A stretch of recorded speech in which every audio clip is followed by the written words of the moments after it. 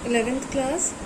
बेटा आप लोगों को मैंने प्रक्षेप्य गति और वृत्तीय गति वाला चैप्टर कंप्लीट करा दिया था, बट उससे पहले जो सदिश विश्लेषण वाला चैप्टर था उसमें एक टॉपिक आपका रह गया है आपेक्षिक वेग, और वृत्तीय गति में भी एक टॉपिक रह गया है।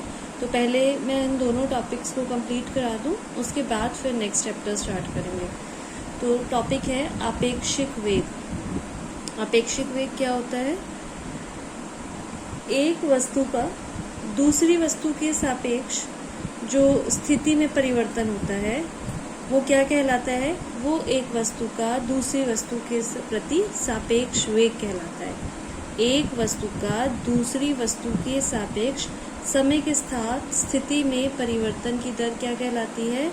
एक वस्तु का दूसरी वस्तु के सापेक्ष वेग। जैसे कि अगर आप एक ट्रेन के बाहर खड़े हो, स्टेशन पे खड़े हो, ठीक है, और ट्रेन चल रही हो, तो आपको क्या लगेगा कि ट्रेन चल रही है, और आप कैसी अवस्था में हैं? आप विराम अवस्था में हैं, ठीक है। बट जो ट्रेन में व्यक्ति बैठे होंगे, जब ट्रेन चल रही है तो उन व्यक्तियों को आप विराम अवस्था में नहीं लगेंगे, उन्हें अपने सापेक्ष आप किस अवस्था में लगेंगे? आप भी स्थिति की अवस्था में, कि आप भी चल रहे हैं, गति की अवस्था में लगेंगे, ठीक है। तो सापेक्ष का मतलब कि एक के रेफरेंस में जब हम दूसरी चीज़ को देखते हैं तो उसको बोला जाता है सापेक्ष। तो एक वस्तु का दूसरी वस्तु के सापेक्ष जो स्थिति में परिवर्तन होता है समय के साथ, स्थिति में परिवर्तन समय के साथ, जैसे भी आपको पता है कि वेग क्या होता है? विस्थापन बटे समय। तो यहाँ पर भी वही है कि स्थिति में परिवर्तन समय के साथ, स्थिति मतलब विस्थापन, वो क्या कहलाता है? एक वस्तु का दूसरी वस्तु के प्रति सापेक्ष वेग। जैसे दो विमाओं में अपेक्षिक वेग कह लीजिए या फिर सापेक्ष वेग कह लीजिए, एक ही बात है।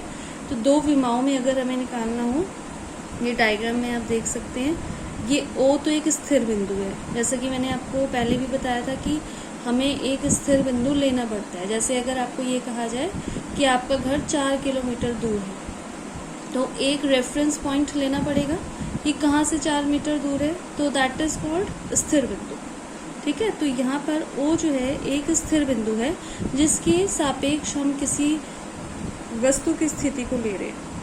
तो वस्तु P की स्थिति यहाँ है, वस्तु Q की स्थिति यहाँ है।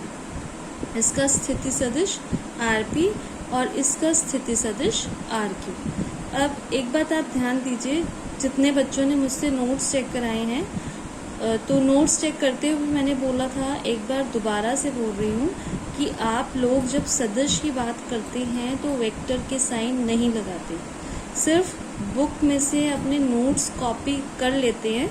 बट यहाँ आप जब बुक को देखेंगे तो आप देखेंगे कि R जो है यहाँ पर स्थिति के लिए जो यूज़ हुआ है, ये R बोल्ड लेटर्स में है, इसको डार्क किया गया है। तो आप कॉपी में या तो इसको डार्क करें, या फिर सबसे इजी तरीका क्या है कि सदिश को बताने के लिए, वेक्टर राशियों को बताने के लिए इनके ऊपर वेक्टर साइन लगाएं। तो जिन बच्चों ने ये काम नहीं किया है वो अपने नोट्स में ठीक कर लें, नहीं तो आपके एग्ज़ाम में मार्क्स कटेंगे, ठीक है। तो P का जो स्थिति सदिश है वो RP और Q का जो स्थिति सदिश है वो RQ। जब हम दो सदिशों को घटाते हैं, जैसे यहाँ पे दिखाया हुआ है, ये RQP, ये कह सकते हैं हम विस्थापन सदिश। विस्थापन सदिश कैसे हमने किया? एक में से दूसरे को घटा दिया। RQP is equal to RQ minus RP। अब इसका ये जो पूरी इक्वेशन आई, इसको क्योंकि हमने क्या निकालना है? वेग। और वेग क्या है? स्थिति का समय के साथ जो परिवर्तन में दर, उसकी जो चेंज होता है वो होता है वेग। तो हमने इसको क्या किया? टाइम से डिवाइड कर दिया, dt और अवकलन कर दिया। तो अवकलन में क्या लिखा जाता है? d अपॉन dt RQP का, d अपॉन dt RQ का, d अपॉन dt RP का।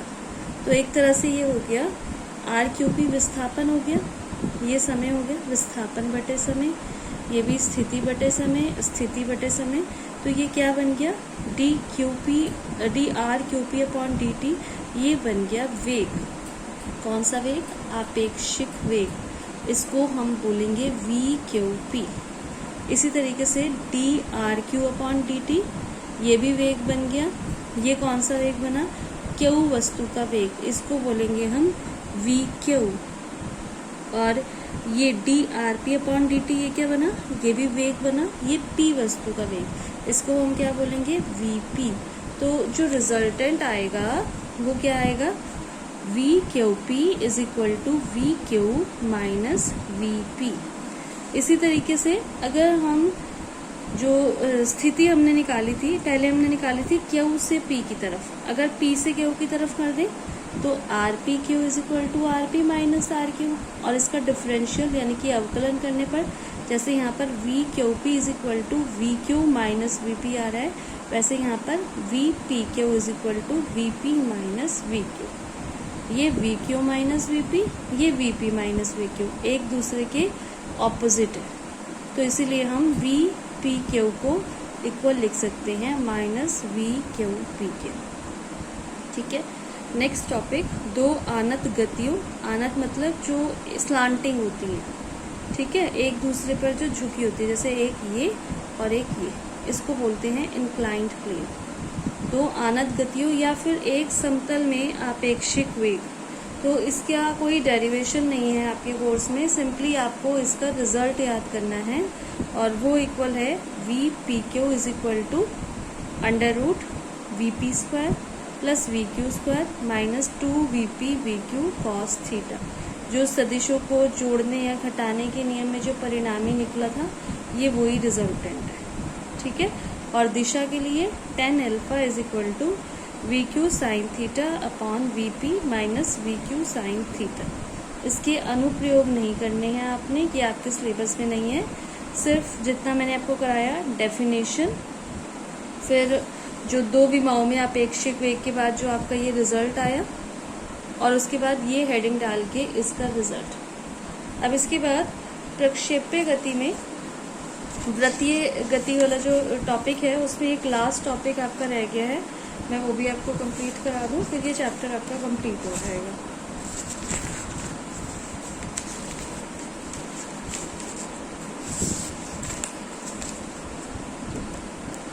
लास्ट टॉपिक मैंने आपको अभिकेंद्र त्वरण कराया था। ठीक है, तो अभिकेंद्र त्वरण, जैसे कि नाम से ही पता चल रहा है कि इस त्वरण की दिशा जो होती है वो केंद्र की तरफ होती है, तो इसीलिए इस त्वरण को त्रिज्य त्वरण भी कहा जाता है, क्योंकि ये त्रिज्या के अनुदिश होता है। जैसे ये सर्कल है, ये केंद्र है, तो यहाँ ये दिशा जो है ये अभिकेंद्र त्वरण की होती है, ये त्रिज्या है, इसलिए इसको त्रिज्य त्वरण भी कहा जाता है।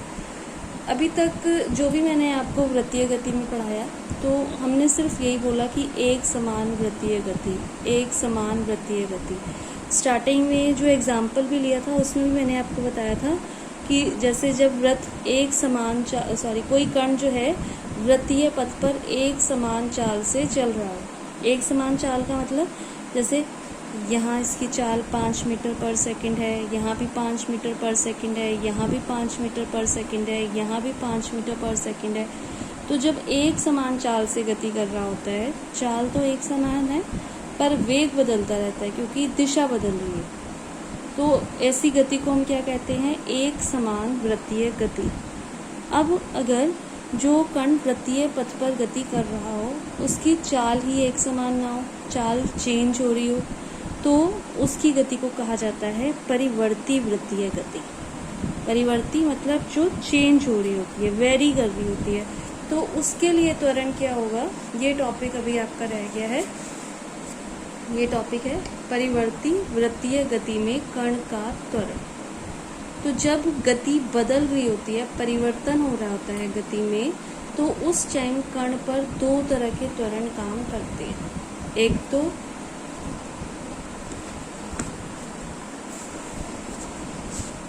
ये देखिए, एक तो त्वरण जो ये त्रिज्या की तरफ है, ए आर, ठीक है, जिसको हम अभिकेंद्र त्वरण भी बोलते हैं, प्लस जिसको हम त्रिज्या त्वरण भी बोलते हैं। और दूसरा त्वरण ये त्वरण स्पर्श रेखा के अनुदिश है, इसको बोलते हैं स्पर्श रेखीय त्वरण, या फिर इसको बोलते हैं टेंडेंशियल एक्सेलरेशन। ये लिखा हुआ है टेंडेंशियल एक्सेलरेशन, स्पर्श रेखा को टेंडेंस बोलते हैं, तो इसलिए इसको ए टी से रिप्रेजेंट कर रहे हैं। ये रेडियल एक्सेलरेशन है, इसलिए इसको ए आर से रिप्रेजेंट कर रहे हैं। तो जब कण की गति परिवर्ती होती है, चेंज हो रही होती है, तो उस कण पर सिर्फ अभिकेंद्र त्वरण काम नहीं करता, उस पर दो तरह के त्वरण काम करते हैं। एक तो ये रेडियल एक्सेलरेशन मतलब त्रिज्यीय त्वरण, प्लस स्पर्श रेखीय त्वरण यानी कि टेंडेंशियल एक्सेलरेशन। तो जो उस पर त्वरण काम करता है वो कौन सा करता है, इन दोनों का परिणामी यानी कि ये।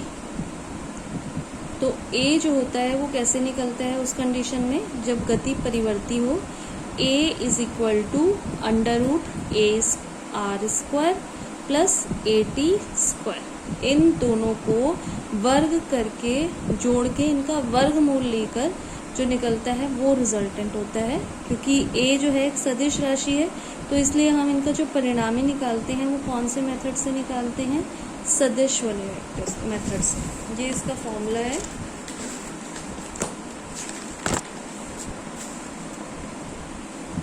ए is equal to under root A R square plus A T square.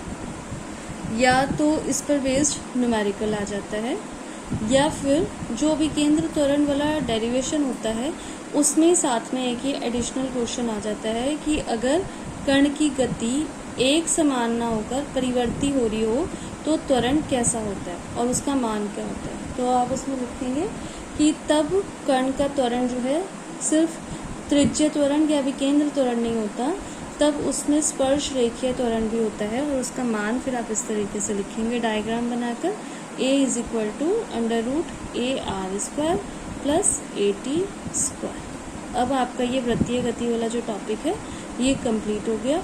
अब मैं आपको नेक्स्ट चैप्टर स्टार्ट कराऊंगी।